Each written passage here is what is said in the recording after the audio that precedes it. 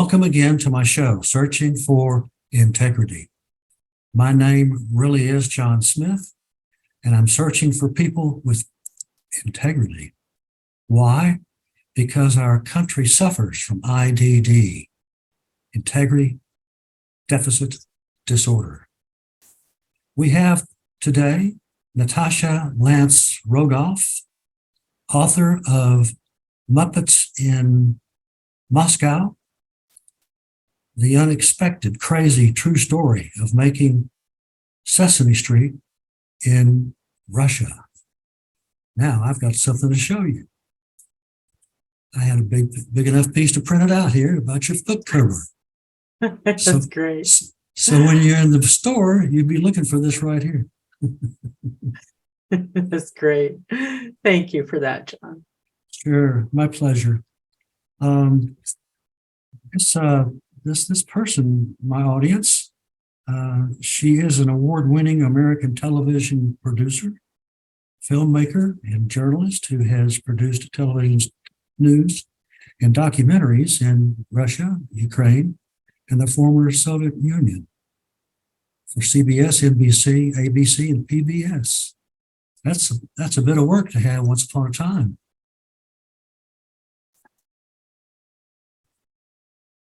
And I think that I wanted to ask you some of the comments that were made, I guess, when people were doing a Q&A and things like that with you. A lot of them were interesting, I thought, quite a bit. And it certainly depicts what your book is all about, I guess is a good way to put that. And the first one that I wrote down, in Russia, this is probably part of the culture. In Russia, the finish line keeps moving. That's pretty accurate for doing business in Russia. Yeah. And I guess in war too. In war as well. Yes. Yes. I know that people want to hear about it, but we're going to save that for the last, I think.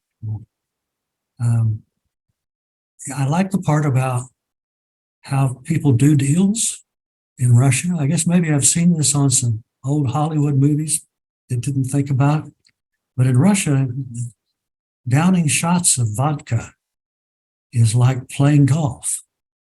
I can't play golf much at all. I would not be, they'd have to carry me off the course.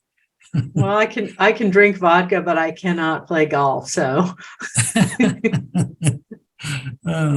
that's where the deals get done on the golf course.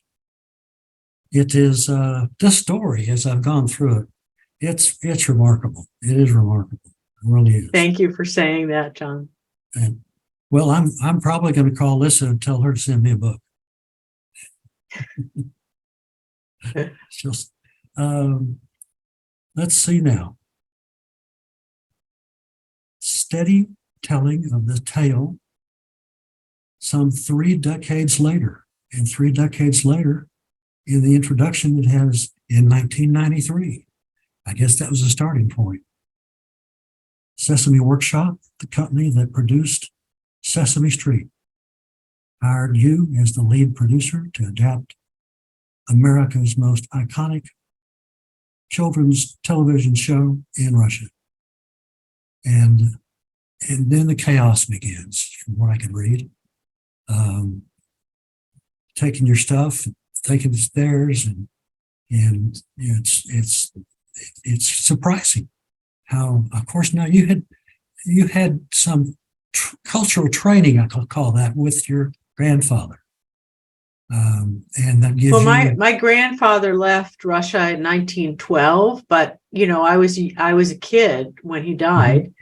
Mm-hmm. And my learning about Russia and the culture, the people, came when I visited the Soviet Union over many years, and I made documentary films there. So about, not about puppets, but about the collapse of the Soviet Union, political prisoners being kept in psychiatric hospitals, And I spent about 10 years both writing and making films about what was then the Soviet Union. And only later was I approached by Sesame Workshop, which was then called Children's Television Workshop, which is a nonprofit children's television production organization. And they asked me to help them bring the Muppets to Moscow. Right. It couldn't be a better person to do it. Moscow television, where bombings, murders, political unrest were near daily events. How did you sleep with all that going on around you? Well, we really didn't get much sleep. I mean, it was, an 18-hour-a-day kind of job. But it's also terrifying. I mean, you don't really expect when you're about to produce a children's TV show, an educational show at that, your partners, your Russian broadcast partners would be getting assassinated. And it didn't happen just, once, it happened twice within a 1.5 year period. And then our sponsor of the show was blown up in a car bombing. Oh, and I had been in that car 3 weeks earlier negotiating the broadcast deal and the finance deal. So it was a little too close for comfort. And, in addition to that, we faced numerous cultural clashes, as the Muppets, as ambassadors of idealistic values of tolerance and freedom of expression. Would then model, transitional behavior and stereotypes in order to teach children across the former Soviet Union new values and skills, that would help them thrive in Right. their budding open society. Sure. Of all the places that could use something like that in terms of that generation. Yeah, but it was not what I expected at the time. And it's unbelievably insane now just thinking about where we were 30 years ago, where we are today. So, right. I looked at one of the things that I wanted to share with my audience, and it comes from the epilogue. And it's the first paragraph in the epilogue. Ulissa Sesame became an unprecedented hit, broadcasting on Russia's largest 2 television networks in prime time across the former Soviet Union. The series premiered in October 1996 and aired on ORT 1 day a week and 6 nights a week on NTV, reaching millions of children and families across 11 time zones. The television show was transmitted to Ukraine, the Baltics, and most former Soviet republics where children were still accustomed to viewing Russian language programs. So that's all the nuts in the shell here, right there. It shows you what she did, and you must have a tenacious attitude when you're working. Because I think it's me. And it's also, I worked with 400 people. So, writers, producers, animators, set designers, filmmakers. And we had a team that was working from Sesame Workshop, the nonprofit, which would, the puppeteers would come over and train the Moscow puppeteers, the actors. And we also had a team in Moscow of a few Americans, not that many, but it was a collective effort. I think it was not only my tenaciousness, but the tenaciousness of our team that really envisioned a different future for their country and, saw how this show could have an enormous impact through, teaching kindness and a different way of seeing the world. With what's going on now, would they be of interest in doing another episode or series, that type of thing? Or Oh no, would they... there's no way. That I mean, the people that we work with, many of my former colleagues I've been in touch with on WhatsApp, and several of them have had to leave within 24 hours because they were speaking out against the war on social media, and Right. Putin had passed a law against doing that, so they could get up to 15 years in prison or more. And this is a horrific situation, horrific for think about all that was accomplished in the period after the Soviet Union collapsed, and it's just, whatever gains were made are being eroded, and it's a very, very sad situation to see. But It is. This story is about the values and the deepest way of looking at this country through the prism of the Muppets, which is an unusual way to look at, any society. Sure. But I believe that the stories in this that deal with the cultural clashes absolutely, peel the onion on understanding how we got to where we are today, as well as how we're different and how we're the same too. Yeah. I got an item here from the former president and CEO of Children's Television Workshop. And I'll quote him: "What you will see in Natasha Lance Rogoff's passionate yet steady telling of the tale some 3 decades later, in a quiet, wonderful story of how wholesome aspirations ran into real politic with a K, obstacles.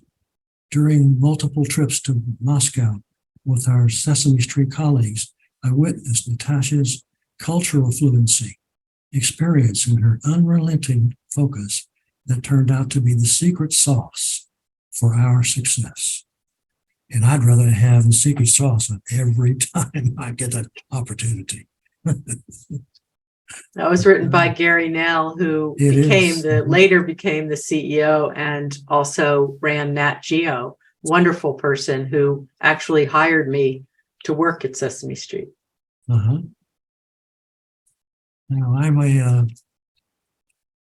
sometimes I blush at this when I disclose that I'm a table of contents person. And it's kind of like the chapter is named this because of a certain reason. And usually what I try to do is to get something from that, with that, about when you were writing the book. So let's begin. You've got part 1, part 2, and part 3. And part 1, dead bodies and deals. No, thank you, man. That's the beginning business side of the story. Yeah. Let's see now. The oligarchs and the Muppets. No gangsters on Sesame Street. We don't want your Muppets. They called them Muppets? Muppets. Yeah, Okay. Muppets. Yeah. Okay. And Arena, the Golden Goose. How do those chapters end up in 1 through 7? Just starting it off. The chapter, it's really the beginning of the story, the beginning of the journey, which is we needed to find a partner, find financing. Then Senator Biden had spearheaded congressional approval for an original version of Sesame Street to be made. But we had to find the funding. We had to match the US taxpayers' funding in Russia. So the beginning chapters talk about the business side of those deals, as well as introducing production people and creative people to the show to entice them to want to become sponsors and work with us. So that's the first part. And then it ends with Irina Borisova, who becomes our partner, our production partner, co-producer. And she was one of the few women who ran a huge advertising company and production company. And there's quite a lot in the book about my unique and rather unusual relationship with her. Okay. Any others you want to comment on? Oh, here's an introduction to Sesame Street.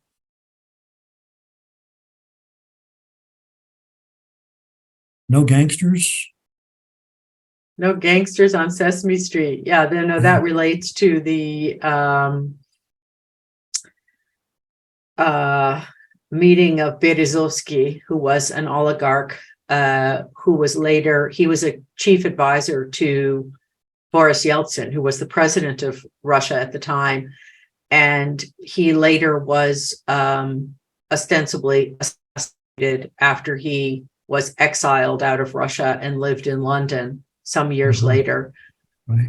But at the time, he was our first sponsor.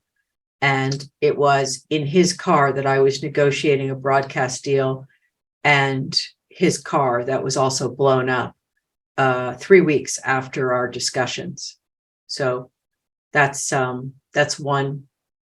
one piece. And then there's also another chapter, another part of that chapter that deals with meeting 12 bankers, or I don't even know what they were. They were budding oligarchs who seemed to have a lot of money in a very short amount of time.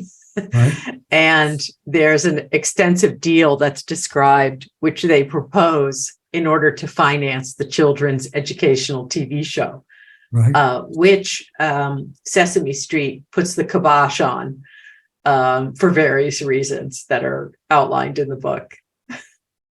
But it's quite funny. It's a very funny chapter. Good. Chapter 8. Creating the show. Don't want to skip that. Is R for Rachmaninoff or rock and roll?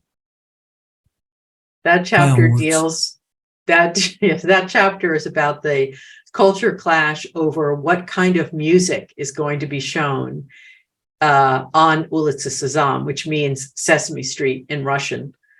And there was a huge battle, which took months and months, with the music director, who was a composer who had graduated from the Moscow Conservatory. And in the beginning, she wanted the show only to have classical music. And as we all know, Sesame Street is known for its innovative, diverse sounds. It's also the show in the States had created opportunities for hundreds and hundreds of musicians who showcased their work on Sesame Street even before they became famous and after they were famous.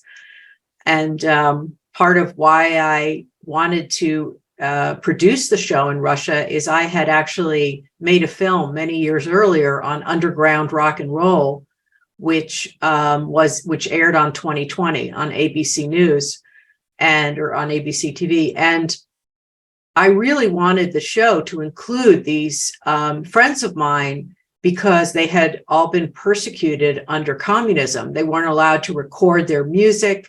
They couldn't make a living from their music.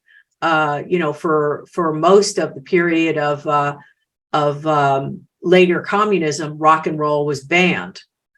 So there was a real tension there. I also thought that, what's so great about Sesame Street is the music. And I wanted the Russian series to have that same potential for,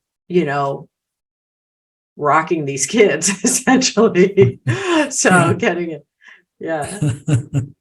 Now here's the next chapter. Just when you think it can't get any worse. I think that was when one of our broadcast partners was murdered. Oh, okay. Well, I would probably think the same thing and talk to somebody about it. I like the part here about Big Bird's Bible. Did Big Bird really have a Russian Bible? Well, it wasn't exactly a Bible, but it was that chapter is about the creation of the content for the show. And a cornerstone of every international Sesame Street co-production is to bring together the creative team with Russian education experts, or wherever country you're in, the education experts from that country. And together over several days, the group discusses what the content of the show is going to be. So essentially the goals, what are the goals that you want to teach? And from those goals, the scripts are then written. So it's a very, very important, critical part of the creation of any co-production. And that particular chapter deals with the tensions over the introduction of idealistic values. And there's, I would say, the making of Sesame Street and the progressive values of that show really pitted our production against about 300 years of Russian thought. So we had some real challenges, and I go into great detail there. And through that, I expect what I've talked to many readers about it now. They love that chapter and feel that it gave them insights into how societies change. So if they come from one system, whether it's in the Middle East or in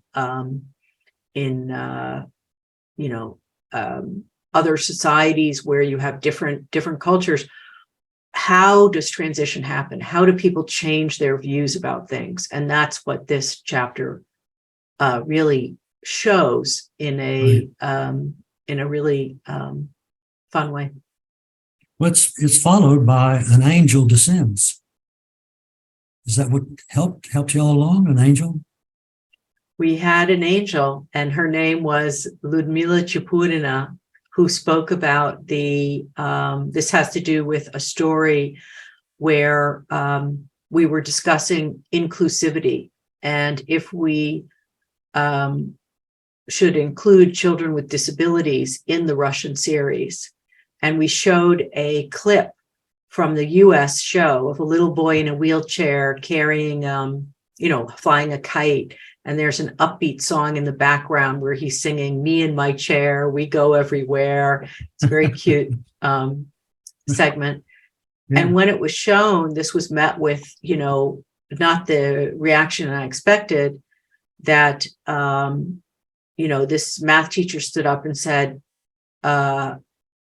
it would be so exploitative to show children in wheelchairs on television. And I was shocked, kind of hearing that. What is he talking about? And then this other woman asked kind of innocently, why would normalnie dzieci, normal children, ever want to see a TV show with nenormalnie dzieci, not normal children? So the use of this language to describe children with disabilities was, very upsetting to me. And I wasn't sure where this discussion was going to go. Right. And I saw the educators as, these enlightened individuals. And if they didn't have the empathy that, I had thought they did, then the country, that wasn't ready for Sesame Street. But then this woman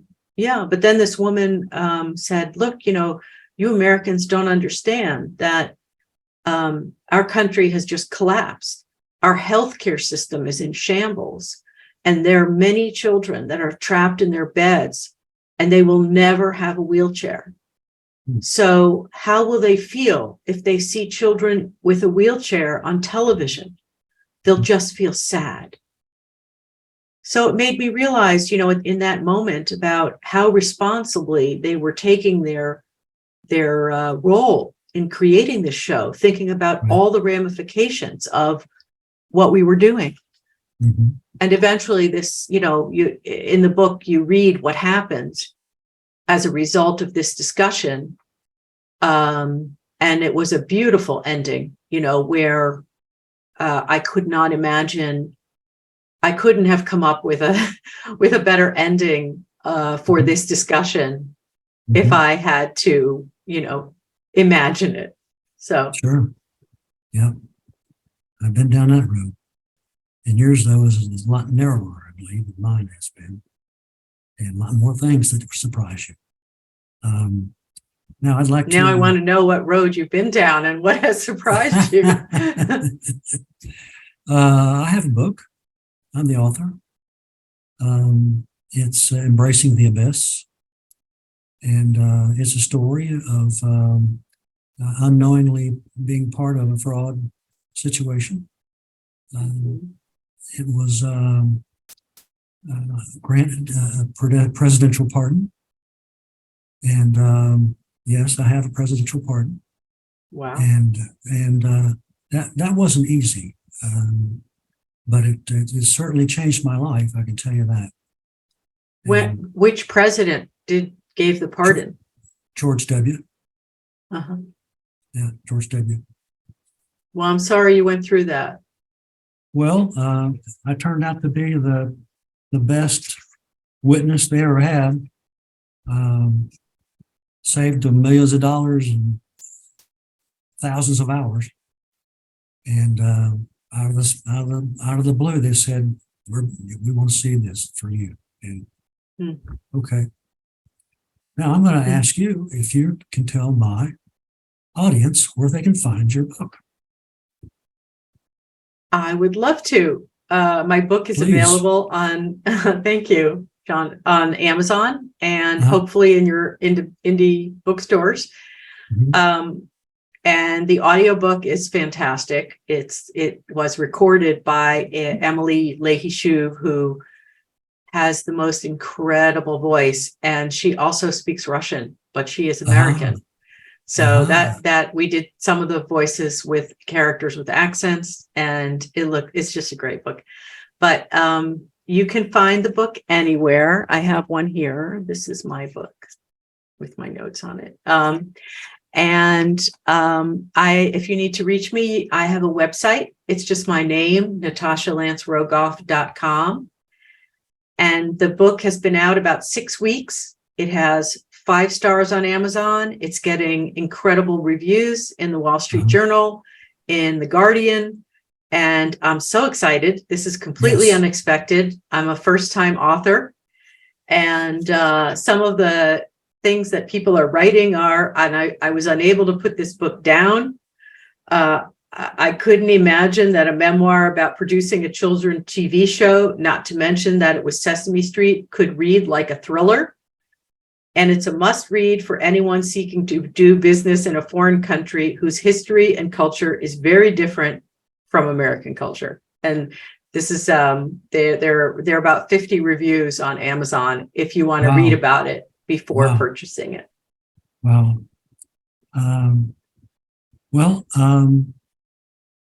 I'm so glad that you joined us today in my show. Thank you, John. I know more about the book now than I did before we hit the sound meter. And I'm thanking my audience for tuning in, searching for integrity again. And so long and happy trails to all.